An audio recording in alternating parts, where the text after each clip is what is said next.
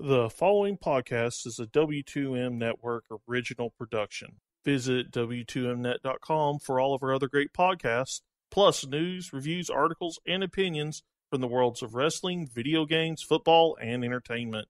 What time is it?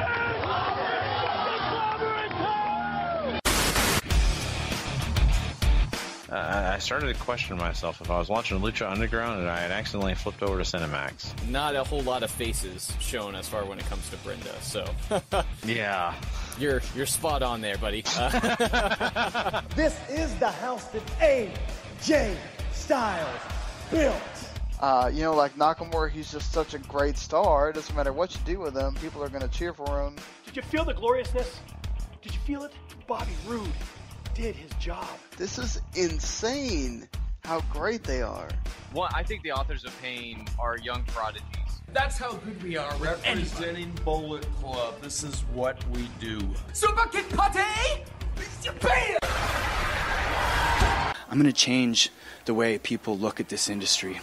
I'm going to change the way people look at sports entertainment. And I'm going to change the way people look at every other NXT superstar. Because in their eyes, there's only one Kyle O'Reilly. And seeing is believing.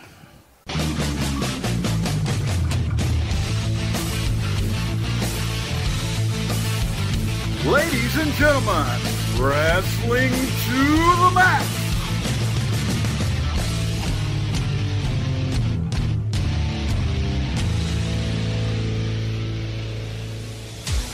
And your hosts, Gary Vaughan, Sean Garmer, and Paul Leeser.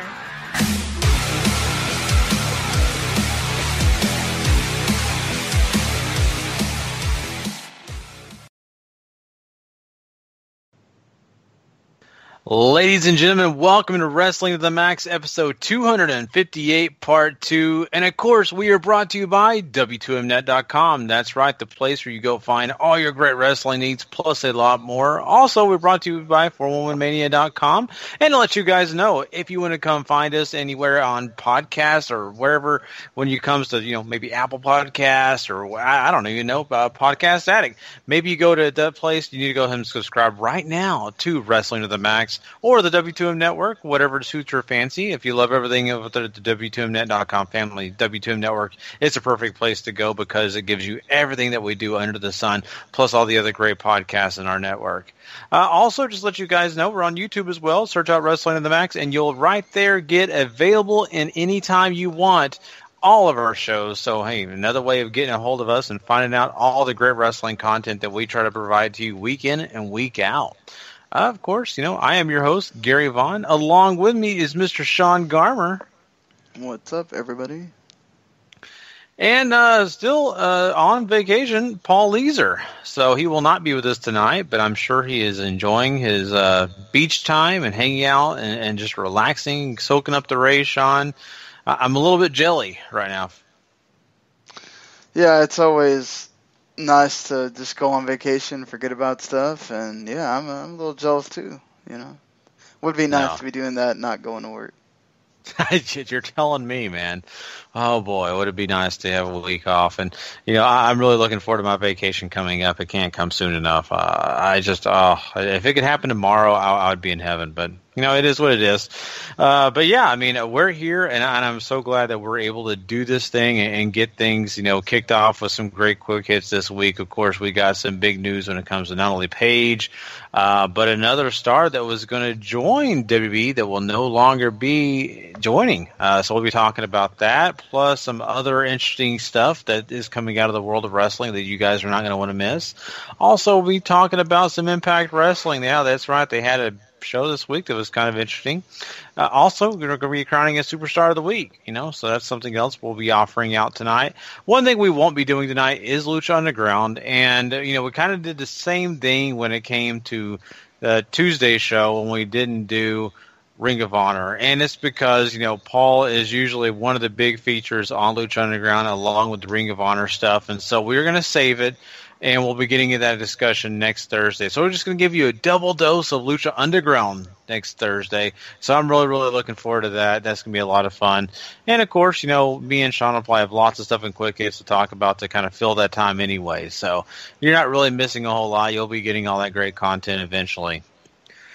Oh, man, I'm just ready to get into the show. Before I do, Sean, I just got to say, we've been busy, lots of different things going on in our lives, but another thing that is joining our lives is the American football that we so much love and adore. And I know you and I are Dallas Cowboy fans, and a lot of our listeners may be, fans of different teams around the country or, of course, just football fans in general.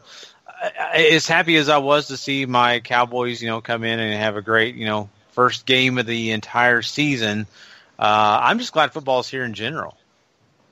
Yeah, Cowboys won a game that didn't mean jack, but still cool that, we got to see some nice plays from people, and we'll see what happens when we get to the official week 1 of preseason. But, yeah, it was nice to have football back, and soccer's been going strong throughout the summer.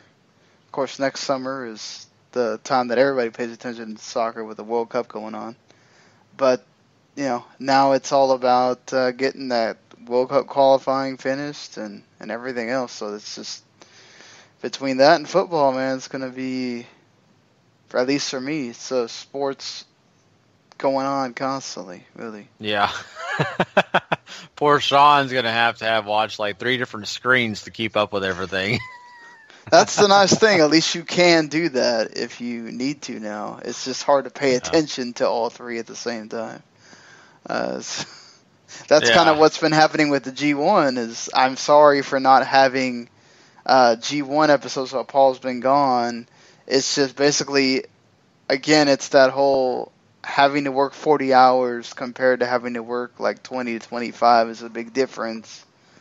And you're getting home at like 7 o'clock at night. And basically as soon as I get home, eat dinner, it's already time for SmackDown to be on. It's already time for, in this case, tonight it was time for the Hall of Fame game to be on. And then the women's national team is in a tournament that just ended today. And that went on during the game was going on, so it's pretty much impossible for me to watch the G1. And, I can't stay up after we get done with all this stuff because I have to be at work again at, 8, 9 a.m. So, it's difficult. It's a lot easier when Paul can be the guy that sort of really, really pays attention, and I can kind of just, be a host and guide us through when I'm having to really, really pay attention and try to remember everything because I've got to talk about myself.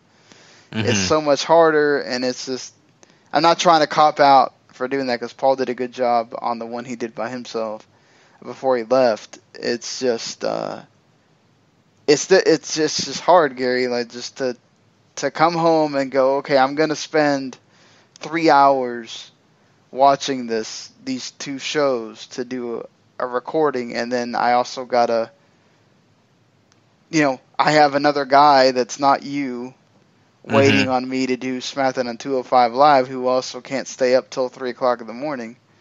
So, that takes precedent, and then by the time we're done, I'm dead tired, so. Yeah. Too much. I hate it. It's a grind, and I hate it, and I hate that, because Paul's on his vacation, I wasn't able to continue that by myself. But maybe tomorrow when I get off work, we don't have anything to record. I could sit down and watch some of these shows, and I think Paul gets back on Saturday. Maybe we can just do a huge Sunday catch-up thing. Yeah. Hey, and that's not a bad idea. That's really not. And, I don't blame you at all. I really, really don't. That's so much to have on your plate. So, I would take it by ease a little bit and figure it out. The G1, we'll be there, and of course, you guys, whenever you get a chance to do the show, it'll be great. So don't worry too much. I mean, I think everybody listening understands, and I think they'll be ready for the content when we get it out there, So it's been crazy, for you, I know, for especially for myself as well. So, I mean, hopefully things will settle down a little bit here, and we'll be able to, get into all the content that we can. But, let's go ahead and jump into what we got tonight, though, Sean. And we've got quite a bit to talk about. So why don't we go ahead and dive into some quick hits right after this?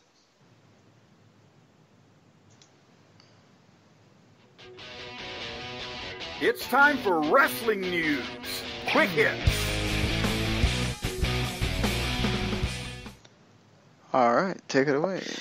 All right. Well, Sean, you're going to be very disappointed in this piece of news.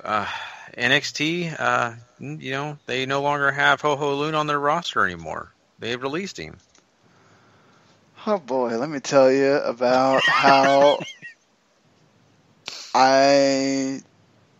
I'm nonplussed about this news with Hoho Lun. Look, the guy really shouldn't have been signed in the first place. We know this. We've discussed this. I'm glad that he got to be in the system, right? And got to learn and be better and be in the performance center and all that stuff. It's just, it was one of these that you're going, really? He was really bad at the Cruiserweight Classic, and you're going to sign him? Okay. Whatever works for you. I'm surprised that he was stuck around this long. Yeah, me too, honestly. I know he's been in the Performance Center and trying to, I'm sure, improve his game, but, sometimes there's certain guys that just don't work out, and I think he was a prime example of that. Really never impressed anytime I saw him. So it makes all the sense in the world to me just to let him go ahead and move on and go find another path. It seems like WWE is making a lot of decisions lately, and, this is probably one of those cost-cutting measures we're seeing, getting rid of guys that really just don't progress or guys you have nothing for. So we may be seeing future cuts like this, like Hoho Lun. We've seen WWE make some cost-cutting when it comes to their network programming and things like that, Sean. It seems like WWE's having to make these decisions based on the fact that they've got a lot of stuff going on, and not only that, they have costs that are ensuing when it comes to signing new big talent as well. Yeah, it's just like I think we talked about this on Monday when it was coming into regards with the network programming. They're signing a lot of people, and at some point you have to. Like we talked about with, a certain soccer player just signed a €222 million deal. Like he got bought out, and another team paid that much money for him. So he's making $1 million a week, Gary. Wow. Okay, which is ridiculous for any kind of sports player. And he shattered the record. The previous record was like 100 something. So think about now they have to sell other players in order to balance the books, and that's the thing that WWE's doing is they're trying to increase their profit margin. Well, how do you increase your profit margin? By cutting costs, and they did that by eliminating basically all the new shows on the network. Anything that costs them a bunch of money, they're taking. That they don't have to have, they're removing that. And then pretty much guys like Hoho Lun that perhaps are in the Performance Center and aren't showing any promise and aren't improving, we're going to cut you. I don't know if it's going to extend any main roster talent or whatever, because really, there's people that are still on that roster, on those rosters that are not being used. But, I think you're going to see more of this. You're going to start seeing more NXT cuts for guys that aren't doing a whole lot because they have to find some way to stop hemorrhaging on all these signings that they're making. And it's one way or the other. It's either you got to stop making new signings and just deal with what you have, or start selecting through who you have and going, okay, we don't need him, we don't need him, we don't need her, we don't need her, and and this may affect the Mae Young Classic too. We talked about that it's because of the look thing. It may not be the look thing at all. It may just be that they can't afford, if they want to increase profit margin, to be signing half the people in the Mae Young Classic. They may have to just say, you know what? Listen, this thing's over. We're going to sign like 5 of you. Y'all are going to be in NXT, and that's what we're doing. Sorry that we cannot sign most of you. It's not going to work out. Yeah. And honestly, that's okay. In NXT, they can get people on their television without even having them as a full-time person on their roster. I mean, you think of Santana Garrett and people like that who pop in here and there, right? And don't have an official contract with NXT. So there's nothing wrong with some of these Mae Young class, contenders coming in and, basically making a one shot, here on there on TV and not really being a full-fledged member of the NXT roster. That's the great thing. You don't get that on the main brand. You don't have those opportunities where you can just have somebody just show up out of nowhere, So, I mean, that's the positive thing about NXT, and, of course, their UK guys that they have. They put their, a lot of investments in a lot of different areas. And it's and that really might be another reason that the UK show hasn't started, because that's another cost that they would have. And so instead they're bringing them in to do NXT takeovers and doing, the tapings after the takeover and all that stuff to at least get them some dates with WWE, and then just paying them a salary, and then they still get to work indies. So they're really getting the best of both worlds. Do you want to have that WWE UK show? Sure, I'm sure they do. But it's not like they're sitting there hurting because they're not getting the WWE UK show. Mm-hmm. Yeah, exactly, and that's the thing. I think for the most part, WWE's kind of coming to the conclusion that they've got so many different people that they're paying. They've got to be a little bit more smarter with their money and understand that they can only get so much back with only a limited amount of hours on television, and of course, by using other places like live shows and different things that they got going on in that format. So, this is something that you kind of have to kind of step back and look at and say, okay, I get where WWE's coming from. It sucks if, some of my favorite people may be, left out in the cold and cut, or, maybe they don't go sign a guy on the indies that I just think that they'd be perfect. Well, maybe they've kind of signed up their indie guy, budget, and they're going to have to wait, It's really, really interesting. WWE spent so much money lately. I just thought they had a bottomless pit of money, but I think we're coming to the reality is that's not true. And, they are now kind of finding out that, you can't just go sign everybody and anybody. It just is not going to work that way. So, especially if you're going to have them in your developmental kind of sitting there. Yeah. Well, think about the NXT, the basically, for the NXT title, you have 5 or 6 guys right now in that picture, which is kind of crazy because you have guys under those 6 guys that really they should have a shot too. And there's just not enough room because there's too many big names in that main event picture on NXT. So, as it has been for a long while at this point. Yeah, that's true. Very, very true. So I think that WWE is still going to make the decisions of signing some of the better talent, and in wrestling, it's just the fact that now you may not see as many guys as we once did. That's okay because that creates them focusing on the talent they have. Yeah, that's true. They need to do that a lot. They've protected themselves in this area. Like when big injuries come up, they've got guys to fill spots, right? And that's the positive thing. But, when you don't have as many injuries, you got stuck with a lot of guys who are just kind of doing nothing because, well, guess what? There's just not enough room. So it's a catch-22. Right. It's like the, decision, going back to us talking about the Cowboys at the beginning, they made the decision to just let all their veteran backfield go and go, all right, We drafted and brought in. We have this young talent here. We're just going to go with them.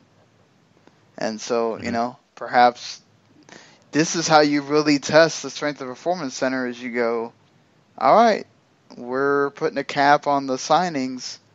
You guys that are here, you gals that are here, y'all really got to show that this Performance Center is doing stuff. It's up to you now. Mm-hmm.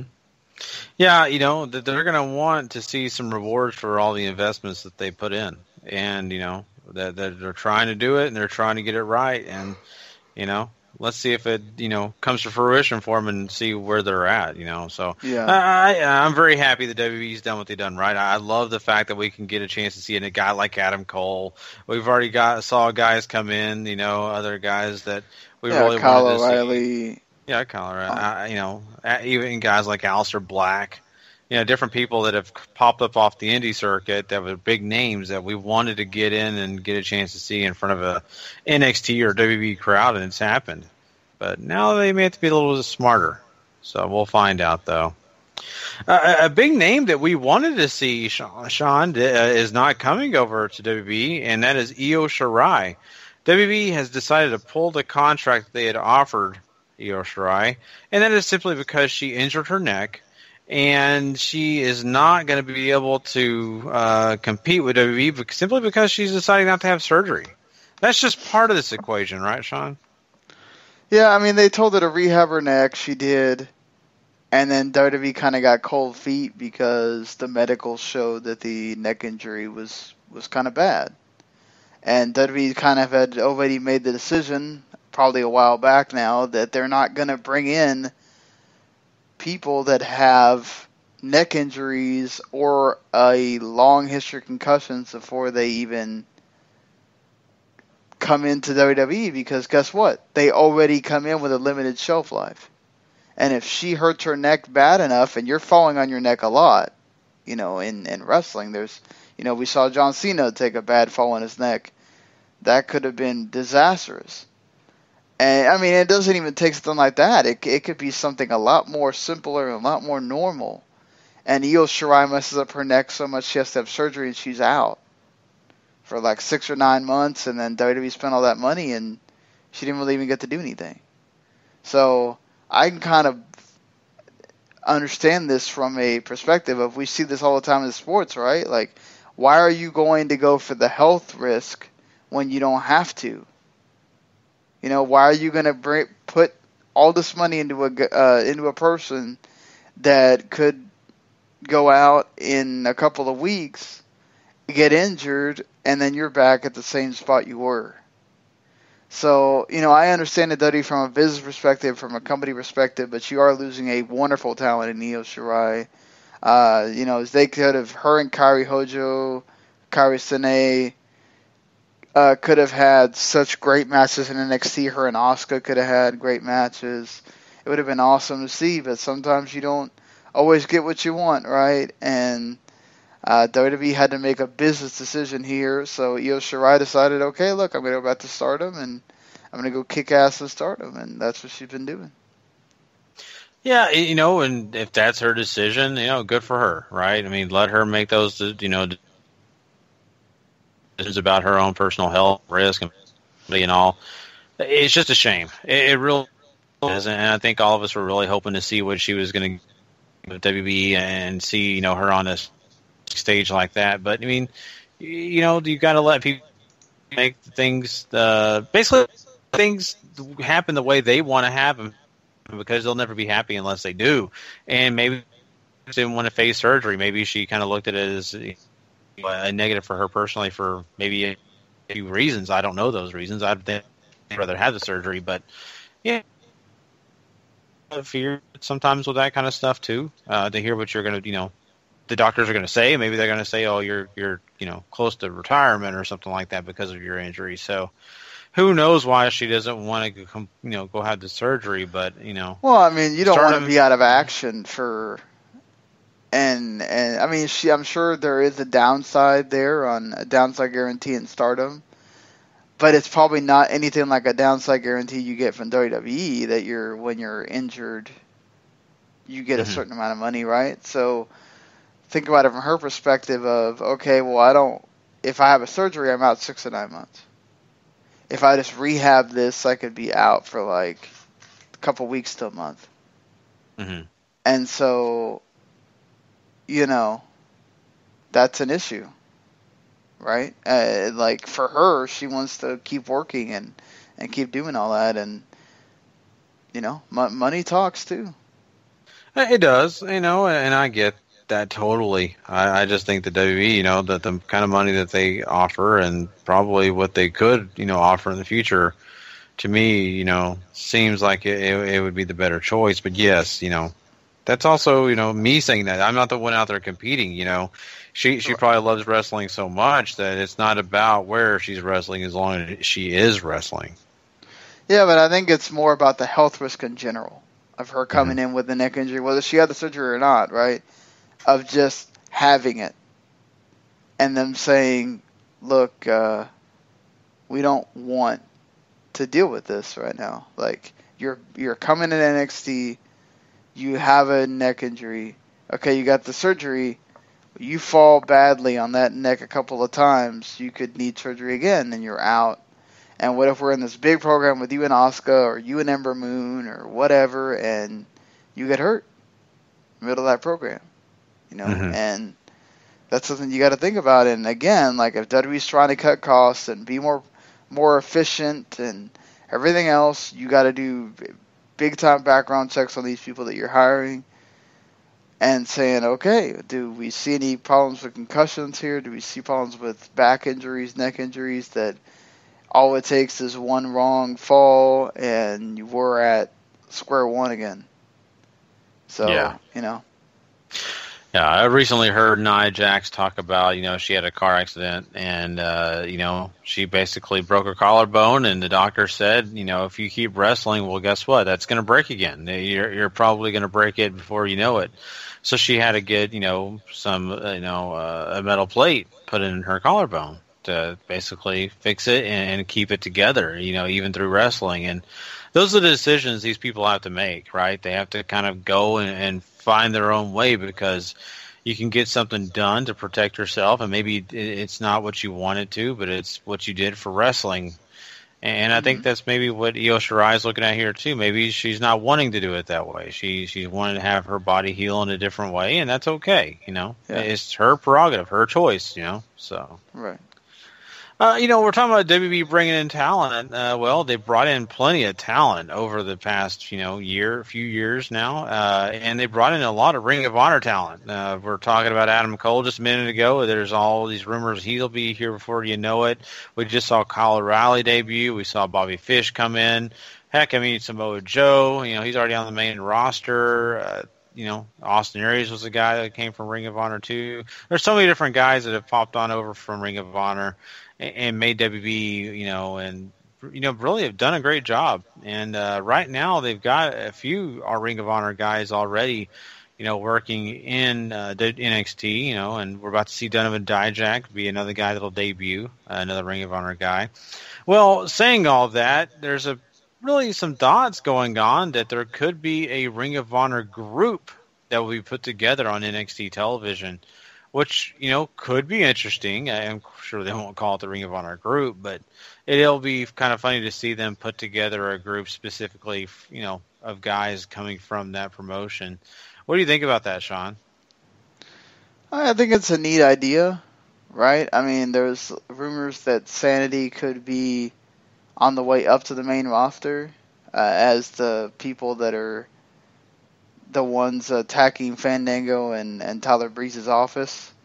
And so if you really do lose that stable, or say, it really just kind of goes by the wayside because the only person that stays is Nikki Cross, having an ROH, like former ROH guys stable, which I'm sure it will be called something else, in one group, I think is good. It helps people get to know them if they don't know them already. It provides cohesion, a group of people that know each other, that come from the same place, that kind of have the same ideals of what they want, and you express that on the TV, right? I don't know if Adam Cole's going to get signed, or is he, it's imminent, or if there's still a ways to go for that, or if he's going to get signed at all. But you do have Kyle O'Reilly, you do have Donovan Dijak, and you do have Bobby Fish so far, and you have Roderick Strong too, who you could put in there. And there's 4 people to make a stable, and whatever they want to do as far as if Adam Cole comes or not, you could do a stable like that of guys. It'd be interesting. I'd like to see what their motivations are and all that, but I wouldn't have a problem with it.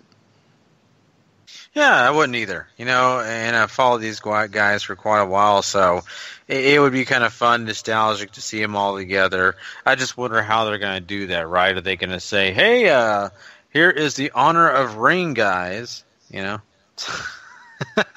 don't know. That'd be terrible, honorable jobbers or something. Yeah, there you go. Jobbers. Oh, man. But, in all seriousness, you got Red Dragon here, and those guys as a tag team, reforming in NXT would be a blast, and maybe those guys would be a part of a group, right? Kind of a splinter off of it, and to kind of represent that Ring of Honor, group. So we'll see. It's something definitely to watch and see if it ever does come to fruition.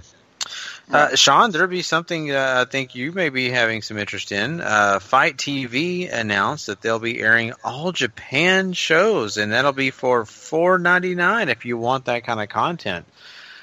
What do you think about that? That's kind of cool. That's cool. That's cool that they're making all Japan shows more accessible. It's on that FITE TV app, which you can get pretty much anywhere you want, basically, except on a gaming system. So it's a little bit harder to watch on your computer, but you can use Chromecast if you have it. And I like the idea. $4.99 is not bad. They do house shows, and they also have their bigger shows. So you can decide how much you want to consume. At $5 a show isn't too bad, honestly. For the 2.5, 3 hours, maybe 3.5 hours of content that you get. I do wonder how this affects the Real Hero Archive. I haven't looked at the Classic Japanese group to see if Eric has put out a statement about this or not. Normally what happens is if something becomes readily available, especially in a legal, readily available in a legal manner, he stops posting on the Real Hero Archive, which is available for free to watch Japanese wrestling. There's no, they don't do any New Japan shows, Stardom shows, because they have their own streaming service. DDT shows now, they have their own streaming service too. So I'm glad to see All Japan is doing this, making deals directly so that it appeals to more markets. But yes, you will probably lose free access to All Japan shows because of this. So probably the only way you will get to watch current All Japan is to buy these shows. Mm-hmm. Yeah, and I'm sure, it's content that you're going to want to spend money on anyway. It's going to be great stuff. And yeah, they have great talent. Yeah, there you go. That's enough to, to warrant your $5. It's cheaper than even the WWE Network. So I think you guys will, if you do want to check that content, it'll be ready and available on the FITE TV app, which is a really cool app. It gives you a lot of great stuff, and probably, just a great place overall to get a lot of your wrestling content. So, and one last thing before we get out of quick hits, and this is another piece of news that a lot of people may consider great news. Paige has said that she is getting closer to being healthy and getting back from her neck injury. She's got a few more things to do, and then she should be back soon. Sean, this is something I've kind of honestly to myself thought that would probably never happen. She'll probably just, find a way for WWE to release her. But she says she's coming back soon. That could be the reality. Do you think that's a positive or a negative? And what do you think about this overall? Look, I think this was inevitable. I think if you thought that they were not going to at least bring her back before that movie, you don't see how this sort of works for them. Look, we can say what we want about the problems with Alberto, the incidents that have been going on, whether she gets charged for domestic battery or not, which that holds its own candle. to if it's really a big a deal. Now, we got to remember that also she supposedly only really threw a drink in his face. Is that really assault? Is that really battery? I mean, come on. And now, if she struck him, or if there's a history of striking him at home, or whatever that we don't really know about, personally, we don't have any facts on that, then that's another entirely different issue. And WWE can only go on the facts. And if she gets charged and she gets sentenced and she gets that on her record, WWE can decide, hey, we're going to release you, let you know. As soon as this movie airs and it's out there and it's been a couple weeks or whatever, we're going to release you. If she doesn't get charged for anything, then yes, we know the incident happened. And yes, there might be some douchebags that decide to chant something bad at Paige because of her the videos that leaked and all that stuff. But I think by and large, the thing with WWE is you're paying her money. She's been out of action also with a neck injury that she had surgery for. You need to find out if she is viable, if she is still a marketable asset to your company, if she is still a wrestler that you can use. If she's still out there after all this, comes back and sells merchandise, sells t-shirts, people really care about her, you can make a compelling story for her to come back. I guess we can talk about that too. Just and say, okay, Paige is back on this roster and she's going to help us. Then great for WWE, great for Paige, great for all that. Now, if I don't know how much time she's got left on her deal. If she decides not to renew and then goes to GFW when that's done because she wants to be around Alberto, then go her, right? But she's got to understand also that they're probably not going to let Alberto in the building, that, she's going to have a long-distance relationship with him.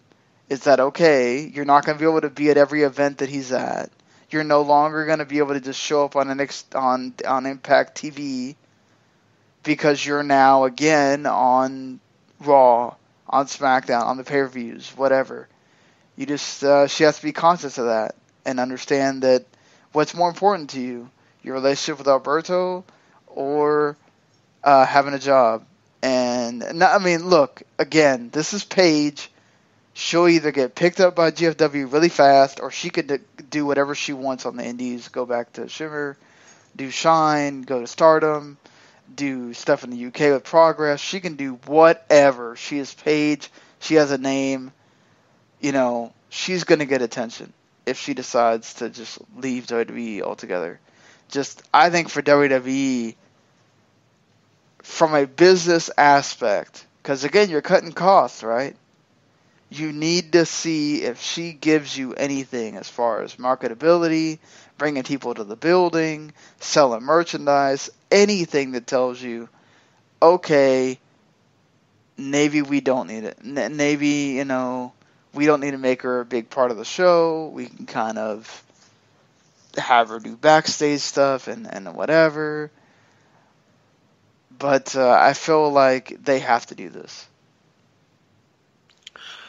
Yeah, I think it would be in their best interest to try, I think, possibly. But, WWE is also thinking about the fact that, she's really probably going to be moving on whenever her deal's up. And is it worth investing in her when she's probably going to make that move? And I don't know. Can't really answer those questions. I don't know what her personal thing is and, what she's wanting to do herself. So, but overall, it's giving her an opportunity to come back and to get back into the flow of things and do some positive things for the company. Yeah, why not? It's really awesome. It's just, I really question her motivation and if she wants to even do that. That's the big problem for me. I think looking at her. Like, why would you come back? Why would you say you're coming back at all? Why not just sit out and wait out your contract? If she's saying she's super excited to come back, then she wants to come back, right? Well, I would hope so. But of course, that's where her payday's coming from, right? And if she doesn't come back, she's breaking the contract. So, not really. She can just decide to, do a Ryback and just wait. Yeah. Now, if WWE wants to freeze her contract or whatever, they can do that too, and then she's forced to come back, whether she wants to or not. But if WWE says, you know what, you're a problem, we'd rather not deal with you, we'll let you wait out that contract. And they could, if WWE didn't want to, and they can decide that they don't want to. At the end of the day, Paige can say, I want to come back all I want, right? But if WWE says, look, right now, until that movie comes out for your about your family or whatever, we'd rather not have you on TV. And so like they just have her sit there, right? But like for me, I feel like they've kept her on through all this stuff that's happened to her. They're going to do something with her on TV again. I just feel like it's inevitable. They're going to. Again, they took her off Total Divas because that was just a liability they didn't need. They didn't want to have to deal with the Alberto and her stuff on Total Divas, make it a problem for other people, make them have to be in a situation where they might have to be around her and Alberto, right? Because there's a lot of scenes where their girls are all together doing stuff, and they may not want to, lately, since like season 1 or 2, we really haven't seen anybody that doesn't have a wrestler as a boyfriend be on the show anymore, because they don't want to deal with an outsider coming in and being on a WWE show and not really being able to control him.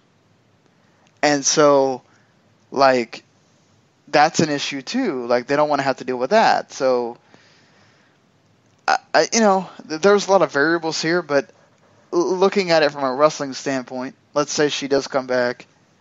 Superstar Shakeup is supposed to happen right after SummerSlam.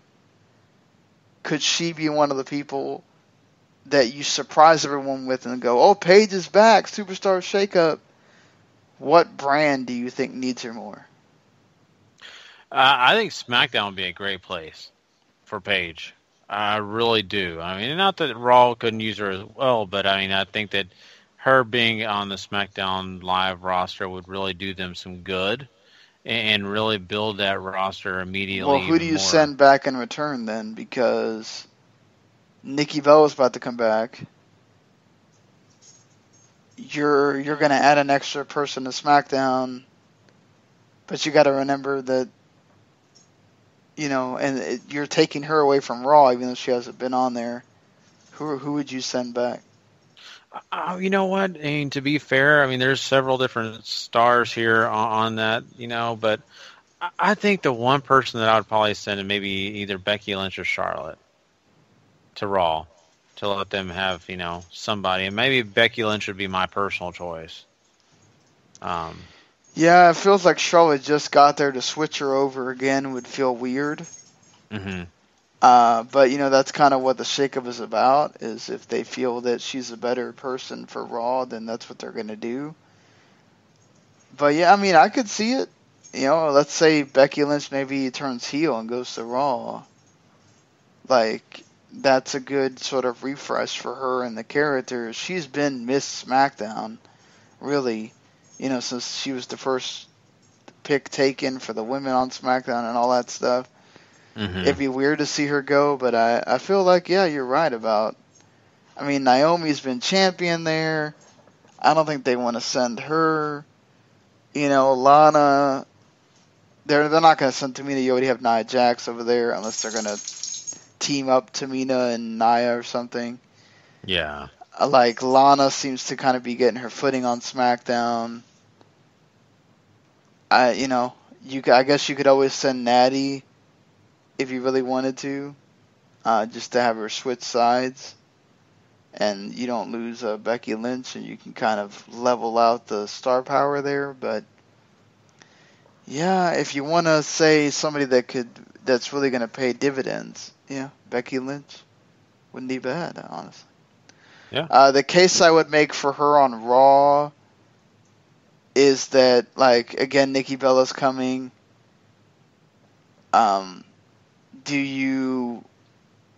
Raw probably needs another new face. and bringing Paige in to work with the Nia Jax or work with whoever's work with Alexa Bliss, and maybe possibly have a match with Sasha or Bayley down the line. She could even renew something with Emma's. They were the first that really started the women's revolution thing. So that's out there. She could go to either brand, honestly, and I think it would help. Yeah, I think you're right on that. Yeah, there's multiple options for them with Paige. It's just, let's just hope that she allows them to do that and to make, these things kind of come true. I just worry about her motivation. But not only that, I worry about, Patron and his control over her and what he's going to maybe put in her mind. Is she going to come in and try, or is she going to come in and hope that they fire her? That's two different options that she's got right there alone. Right. So. But yeah, that pretty much wraps up quick hits for this week, guys. Of course, we have a lot more great quick hits, I'm sure, next week to really dive into. But now we are going to move on past this, and we are going to jump into some Impact Wrestling talk. We'll be doing that next.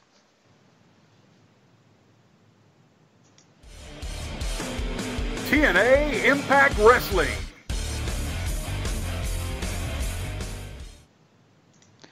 All right, Impact for this week here. And they begin the show with the video from the LAX Clubhouse of Konnan saying that he's in as they introduce their new member, and a new era of violence is going to start once again. So who's the new member, Gary? Well, you find out after that big main event match where they had, of course, Patron and his family face off against, LAX, and the new member is Loki.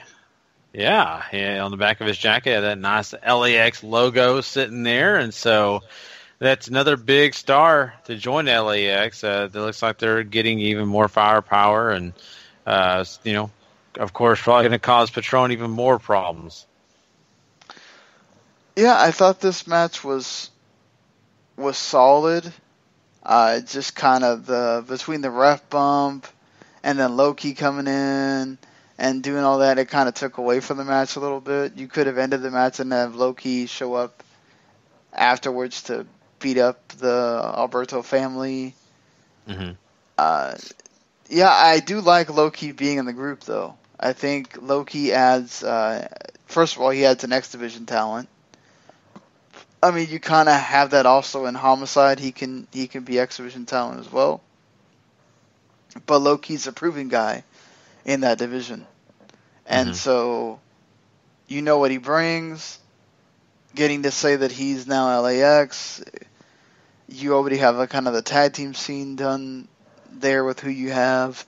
If I forget who's the woman, the Angel something. Oh yeah, I'm blanking on her name too. But I know who you're talking about. If she ever gets healthy, I think she's injured. She could be in the women's division. Mm-hmm. And I have to love when the site that you're using to read a recap is now deciding that they want to have ads that talk. But I apologize for that. But anyway, I like the move. I like the move of him being, instead of the Patron, which would have been kind of like, oh, come on. Mm-hmm. Really? I mean, I don't blame LAX for shooting high, right? Aim for the highest guy you can get. But I like the move of Loki. Yeah, I do. Loki is a good move. I agree. And, it's going to be something that makes LAX even more of a force to be reckoned with. And I think that's really good for Impact. I really, really do. Another thing before we, move on past this, though, I got to say is I do love the fact that, with Konnan kind of announcing that, it's going to be someone within Alberto's family or something like that. You have Patron really nervous and questioning his own family, his own brother. and saying, can you really trust him? And so I like that. That could lead to some more issues down the line for Patron. I think that, if they really wanted to kind of touch on that later down the line, that could be a big deal. So much appreciated. I think overall you get what you need out of LAX in this show, and they didn't overdo it, I don't think.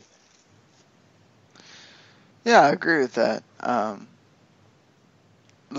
like the mystery putting in there. It's always good when you make people think twice about what you're watching, and they did that here with the Alberto questioning family and everything else. So they started, like I said, with a Super X Cup match, and it was Desmond Xavier against Drago. The winner of this faces Taji Ishimori and ACH, and they wrestle next week. The finals are on August 17th on the Destination X special, which is coming up in a couple of weeks here. You have Desmond Xavier doing a Rana. You have Drago doing a bunch of his strikes and doing a big cutter. You have big draping DDT by Drago. Then he hits another big DDT later. And then Desmond Xavier hits that final flash, and Desmond Xavier beats Drago. Yeah, and it was kind of a surprise to me. I really kind of felt like Drago could be the guy, but both guys put in a lot of hard work in this one. This one was a lot of fun to watch. Trust me, I was excited through parts of this because of the fact that they gave a lot, and the work rate was very high. Desmond Xavier winning was a smart move, I think. I think he looked like $1 million at the end here, and he's got a lot of confidence about himself. I think that's a really positive thing too. So, I think great way to open the show, high energy, and kind of a surprise to win the match. It is surprising. I do think that it probably has to do with the fact that Drago is a AAA talent. Whereas Desmond Xavier, if he's not signed with GFW, he's a guy they could easily sign. Whereas Drago, there's no way, right? So you probably want to highlight a guy that you've signed. I don't know if they look at it like this, like the way WWE would, but I mean the same thing. Why we could probably might see ACH be the one that also makes to the final on the other side, because even if ACH it hasn't signed, they probably feel like there's a bigger chance that ACH could, if say, hey, we're going to get you this win, and we're going to get you the X Division title, start you out that way, what do you think? And, put that pen to paper, but we'll see. Yeah, for sure. So we have after this we have a Mumbai Cat versus Trevor Lee match, and of course Lee still has that stolen X Division title around his waist. This was really short. Mumbai Cat freaking beats Trevor Lee. Yeah, this is kind of fun to watch because, Trevor Lee feels like, he's going to face one Mumbai Cat and he's going to beat the crap out of him and he's going to come out of this smelling like roses. What's funny is, the Mumbai Cat situation ends up being a switcheroo. And, of course, we have, a guy that, surprises us all under that mask, beat Trevor Lee. Sanjay Dutt's that guy, and I think it was kind of a fun little thing. I think it worked. I think overall, where you have Bruce Pritchard coming out and trying to cause Sanjay Dutt to stay in and leave poor old Trevor Lee alone. It made sense. I think Sanjay Dutt, had to say on the mic, made sense as well. Talking about him being the the real champion and the fact that wants, Trevor and all that stuff. So I think overall that's good, right? I just hate the premise. It makes no sense to me why Bruce Pritchard is protecting the guy that stole the X Division title. I get it. Yes, they have Bruce to have Pritchard's something, the heel. I still think it's kind of silly. Yeah, he's supposed to be a heel, but he's got that gray area thing. So yeah, It's like heel light, right? It's not even full blown heel. Yeah, it's heel light, but it's still just annoying that we have to have heel authority figure in. I agree, and it bugs me because I'm like, okay, so what's happening? Is Trevor Lee giving him a handy in the back or something like that to kind of keep the title? Wow. All right. I'm just saying. Why does he love Trevor Lee so much? And he doesn't let anybody else get away with anything. But Trevor Lee can do whatever he wants. It's kind of weird to me. So maybe he just likes him. Like just, hey, you're awesome talent. I want to help you out. We'll find out. I guess sooner or later. So we get Joseph Park making sure that Grado wins, so he makes some money, so that he and Laurel could get married. You have Eddie Edwards taking on Eli Drake. Congo Kong attacks Eddie Edwards backstage, and we don't get a match. Congo Kong is just killing Dick Justice as well, as Laurel's getting really upset. And Laurel's not really happy about it. Yeah, this whole thing is interesting for the fact that, that it's kind of a funny thing, that the sketches are kind of hilarious at times, and it's a little cheesy, but it's weird in a way. The Congo Kong thing, and it's not like he's going to tell us why he's upset. I mean, if he wanted to marry her, why don't he get on his knees and put a ring on her finger? That's what I want to know. Is he mad because of that? That's the only thing I would assume. But, I mean, are you going to have Grado really face Congo Kong to win Laurel Van Ness? I don't know. Maybe that's what they want. But that just sounds a little silly to me. I just don't like it too much. But, maybe this is something they're trying to work with, and maybe they feel like this is a positive thing. I just don't think it's that great of an idea. I don't think it's the best idea either, but it's GFW. Mm-hmm. What are you going to do? Yeah, and here's the other thing. They're throwing, the Alley and I'm blanking out her husband's name already. Braxton Sutter? Braxton Sutter, yes. They throw in him, and Allie it feels bad for Laurel Van Ness, and she wants to help her, and every time, Braxton Sutter drags her away. No, you can't do that, blah, blah, blah. So it's almost like Braxton Sutter's all of a sudden a heel now, out of nowhere. So I don't get any of that. He's being the overprotective boyfriend. I guess so. Husband. Or he's like, I can't fight a guy that big. My manhood will show, Things like that, It's so sad. I just don't understand it. It's shrinking before your eyes every time. Yeah, exactly. Yeah, so, it's just sad. It is sad, but they just find dumb ways to involve people in these stories. Yeah. Sometimes I'm like, why? So they do have a match that coincides with this why Grado needs to win thing. And it's Suicide, Grado, and Braxton Sutter against KM, Mario Bokara, and Falaba. Just Falaba, Mario Bokara, man. Let me tell you how much I care when these two guys are wrestling. This was really just here so that Grado could get the win and they could keep the storyline going. And Grado actually gets the pin here as well. Then you have Grado calling out Laurel Van Ness. She shows up with Joseph Park, but Congo Kong shows up and then beats the crap out of Grado.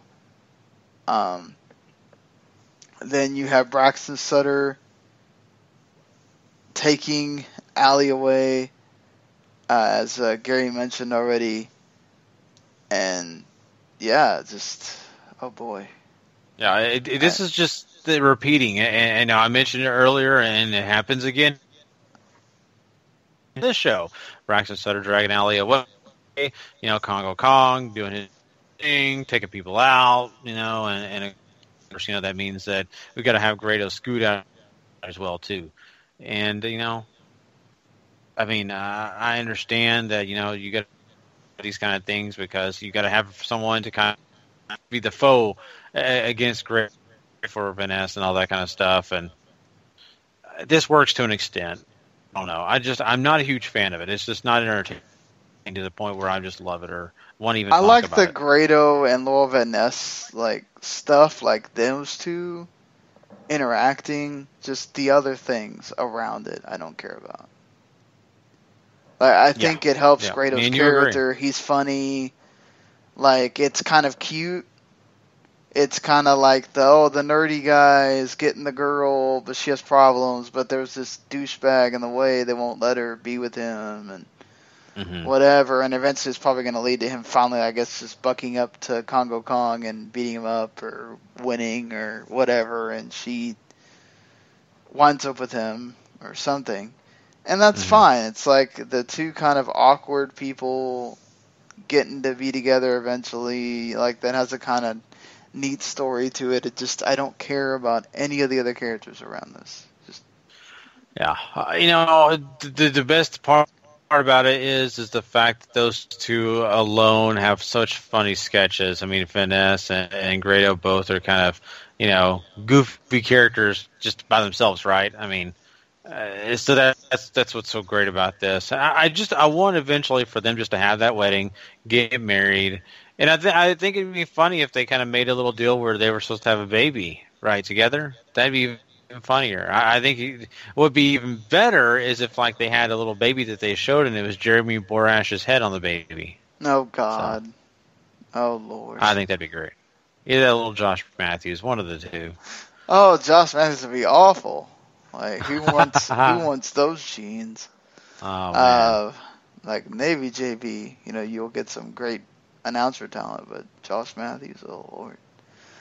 Okay, so we do have the Grand Championship match that has been kind of brewing here between EC3 and Moose, and this one is close here as EC3 wins round 1 after EC3 kind of just fights off Moose and sort of controls that round.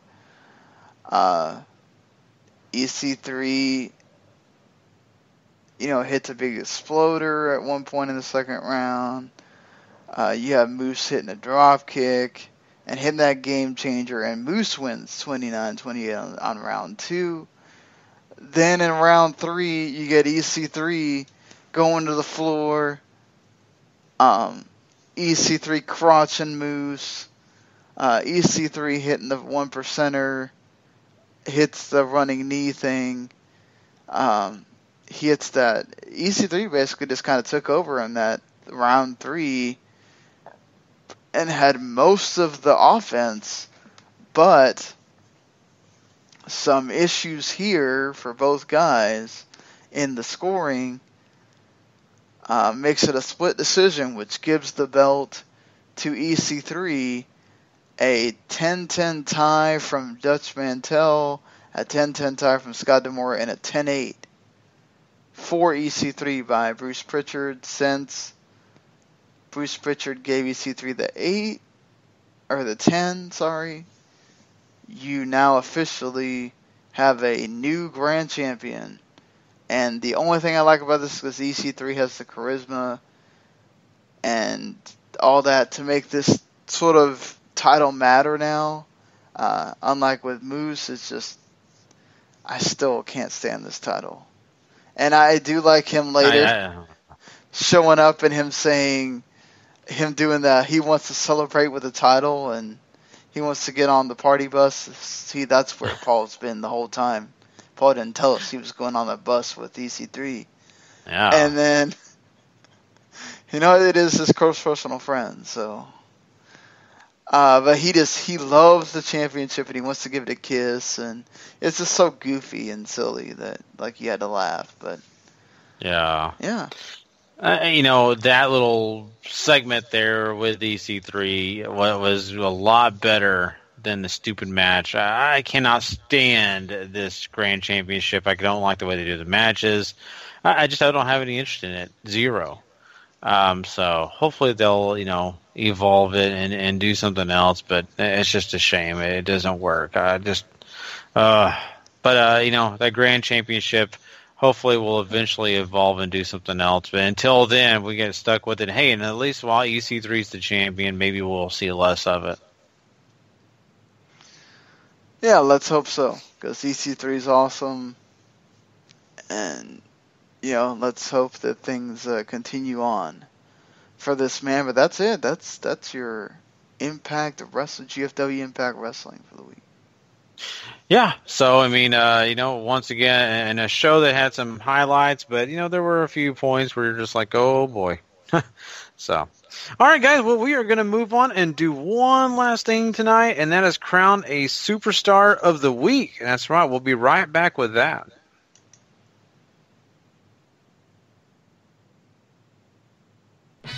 Superstar of the Week.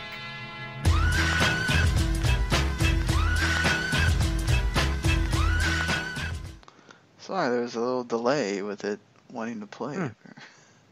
Yeah, it just wanted to jump around. I don't know why. Yeah, exactly. Well, guys, we got 1 point heading over to AJ Styles. Yeah, AJ Styles had a really good match with Kevin Owens, redeeming themselves from the kind of lackluster match at Battleground. And, yeah, AJ's still champ, man. I got to give a couple points here to a guy that I just adored this week, and I adore him most weeks anyway, Aleister Black. He had a big NXT match this week against Kyle O'Reilly, who debuted. So I just, I think 2 points is very appropriate. I would have put him higher, but there were some other guys that got in a little extra over him. So we got 3 points going into Nakamura, Sean. Yeah, Nakamura had a great match with John Cena in the main event of SmackDown. It delivered like you would expect it to. Yes, you had the incident where Nakamura dropped Cena on his head on the reverse exploder, reverse power slam, whatever. But, they apologized after the match, and it is what it is. But let's not take away from the fact that Nakamura got a huge win over John Cena clean. Yeah, for sure. And he gets to go for that WWE Championship now. Well, there you go. See? There's more than one thing to be looking forward to with that one. We get 4 points moving into Kota Ibushi's lap.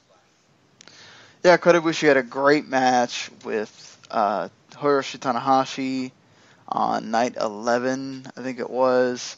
Kind of with a lot of callbacks to their previous match a few years ago in the G1. Just great stuff. A match you should go out of your way to see.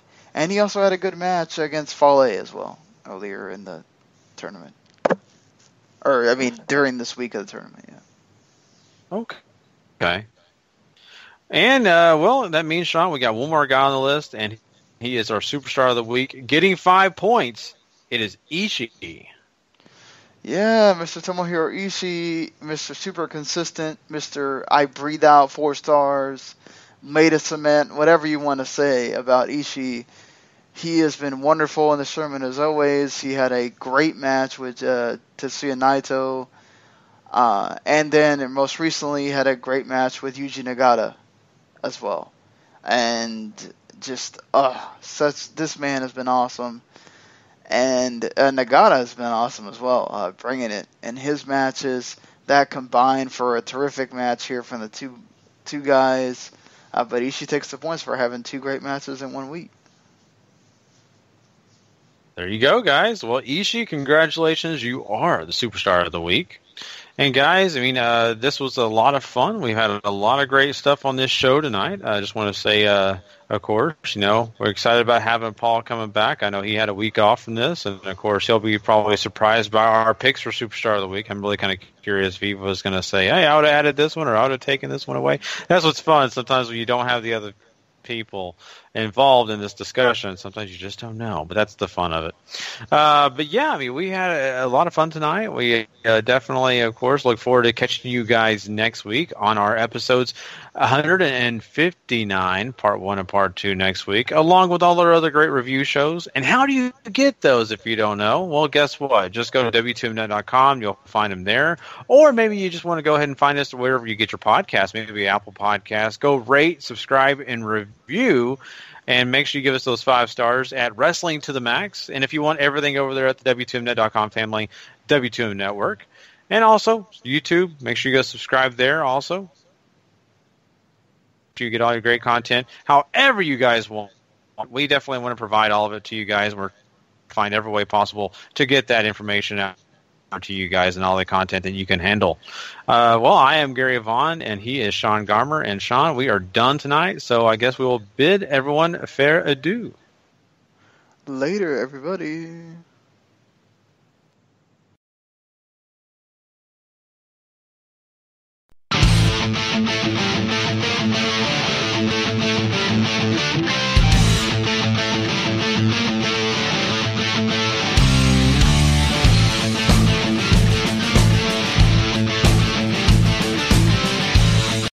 The following podcast is a W2M Network original production. Visit W2Mnet.com for all of our other great podcasts, plus news, reviews, articles, and opinions from the worlds of wrestling, video games, football, and entertainment.